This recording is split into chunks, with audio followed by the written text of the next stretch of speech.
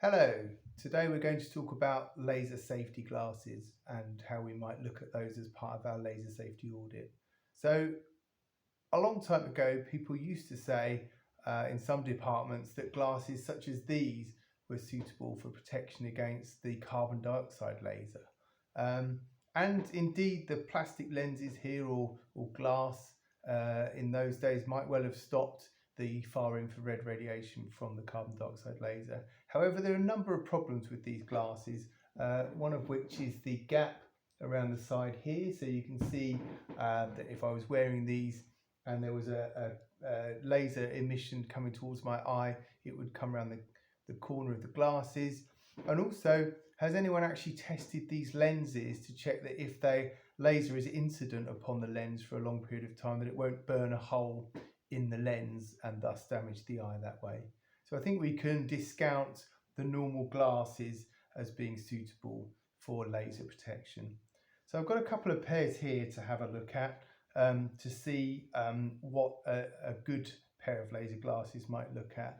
Now the first ones here, they look okay at first glance. You can see they protect against the side strikes here quite well, and there's a number of features there that you'd expect, such as labelling of the optical density and the wavelength range at the top there. However, there are a number of problems with these glasses. They are quite old ones.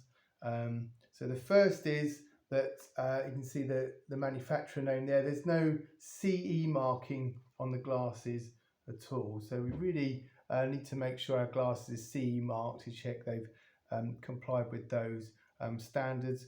And the other thing here is that whilst they give us an optical density there, optical density 6 in that wavelength range, they haven't given us an L or an LB number, and we'll talk more about those in a minute. So I would say that these glasses really are not suitable for modern use. So the second pair I have is already better in its own protective case. This is quite important to check during a laser audit because you don't want the glasses getting scratched, broken or damaged if they're all piled up in a drawer together. So a nice protective case for each pair is what you need. There's the glasses, different coloured lenses because they're designed to protect against a different wavelength.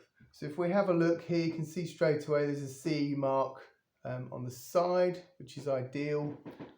So we meet that standard there. And the wavelength range there says it's for an argon laser, which is again a little bit old-fashioned. We don't use those so much nowadays in medicine, but it clearly states the wavelength range. And again, the optical density there instead of the L or LB number. However, on the side of the glasses here, you can see some information, and in fact it does give you a specification L and L number there. So just to talk a little bit more about those, the optical density will tell you how much the laser light is attenuated by the glasses. So you can do a calculation to work out, if you know how intense the beam would be coming into the eye, how much protective glassware you would need in front of that to cut it down to a safe level. Your laser protection advisor can do that. But what it doesn't tell you, the optical density, is the information about how well that material here can withstand the laser beam. So if the beam is incident on the material, does it just burn a hole in it, or does it still maintain its integrity and protect the eyes? And that's where that L number comes in here. So you can see this is an L number rather than LB. So again, the L numbers have been replaced by LB numbers in the modern standards, but it's still an L number, L4. So it tells us an optical density of 4, and L tells us that the two little numbers at the front here, the D and the I, are significant when it comes to our L number.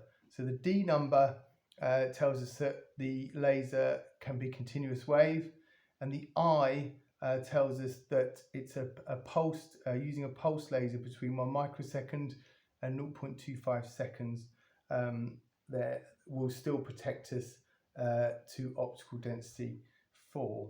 So we've got, I think, all the information we need for those glasses. So we've checked the CE mark already. The other things are just general checks then. So are they in acceptable condition? And they look fine. They're not broken. The strap's good. It would hold them on your head. The lenses are nice and clear. There's no cracks or scratches on the lenses. And so they won't let light through in that way.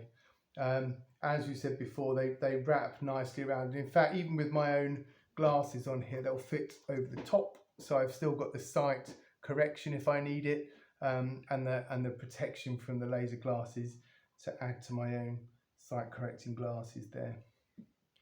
So other things to check in more general terms: are there enough glasses for all the people who need to be present in the laser controlled area? So in an operating theatre where there may be many people, let's say the maximum would be 10, then have we got 10 or more pairs of glasses to account for those 10 people that need to use them?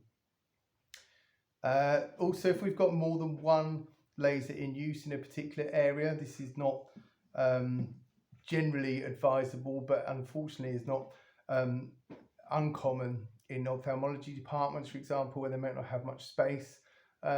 We really must make sure that everyone's wearing the correct glasses with the correct laser, because as you can see from the stipulated wavelength range there, some glasses won't protect against other types of laser. So if you've got, say, a YAG laser, near infrared, and a frequency doubled YAG, which is green in the same room, then you absolutely must have a big coloured sticker, for example, on the laser, matching stickers on the glasses so that people don't get them confused and wear the wrong ones. Okay, so what do we go to find out more?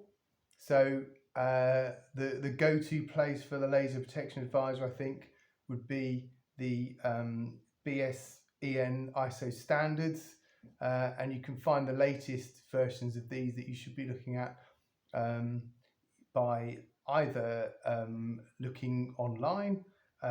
There's the UK HSA have a very good non-ionizing team, so you can get in touch with them by telephone. They'll be very helpful, I'm sure. And there's also the RPA 2000 Laser Protection Advisors scheme there, and that should have a list of the most appropriate BSEN standards. So at the moment we've got ISO standard 19818 part 1 2021, so it's only just been updated, which covers eyewear for lasers.